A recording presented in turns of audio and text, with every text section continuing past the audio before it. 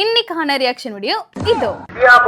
இந்த ஷோக்கு வந்தே ரொம்ப நாள் ஆன மாதிரி இருக்கு. பொத்தி பொத்தி வளர்த்த புள்ள மேகலை, அதனால அதுக்கு வெக்க விட்டு போகல. நான் விஜய், இவங்க விஜய், இவர் விஜய், இந்த அம்மா விஜய், இவங்க எல்லாருமே விஜய். தலைவர் வந்து பத்திரிகையாளர் சந்திக்காத ஒரு குற்றமாக சொல்லப்படுது. இப்ப நீங்க எல்லாம் யாரு? அப்ப நான் சந்திக்க கூடாதா?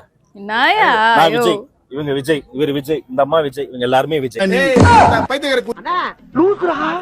அதாவது அவர் விஜய், இவங்க விஜய், நான் விஜய், அவர் மட்டும் தானே விஜய். இது பார்ட்டியா இல்ல மென்டல் ஹாஸ்பிட்டலா?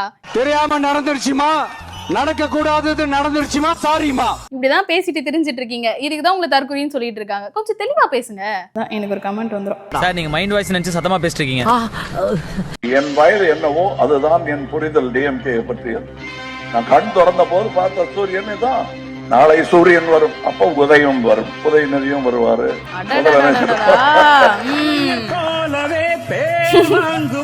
இவர்தான் எங்கள் நாயகன் உதயநிதி, இதோ சமநீதி, இதோ இதோ கழக. என்ன ஆட்டம் பாருங்களேன். எல்லோருக்கும் நன்மைகள் செய்யும் உதயநிதி, இதோ சமநீதி, இதோ இதோ. போலீஸ் ஸ்டேஷன்ல பைத்தியராசியா எஸ்ஐ சார், ஐயோ பாருங்க சார், ஒரே பைத்தியங்களா இருக்கு சார். சார் முழு திமுக கொத்தடிமையாக மாறிய கமல்ஹாசன் தான் சொல்ல முடியும்.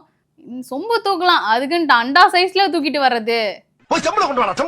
இவர் வந்து களத்துல நிற்பாரு, பேசுவாரு அப்படின்னு ஒரு தலைவரை பாக்குறோம். அப்படின்னும் போது எந்த தலைவர் முதன்மையா உங்க பார்வையில வந்து நிற்பாரு? ஒரு 4 பேர். ஸ்டாலின் அவர்களா, எடப்பாடி அவர்களா, சீமான் அவர்களா, விஜய் அவர்களா? தளபதி விஜய் எனக்கு ஒண்ணுமே புரியல. எடுத்த உடனே வாடா.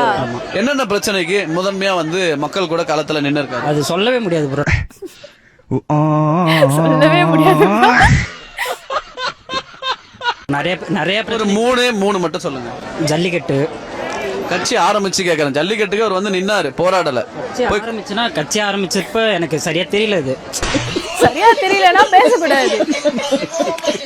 சூடா சுண்டலு விஜய் தம்பி மெண்டல் கொடூரமா. அதுதான் தாவேகாவோட அந்த கட்சி க்ளோஸ் ஆயிடுச்சு.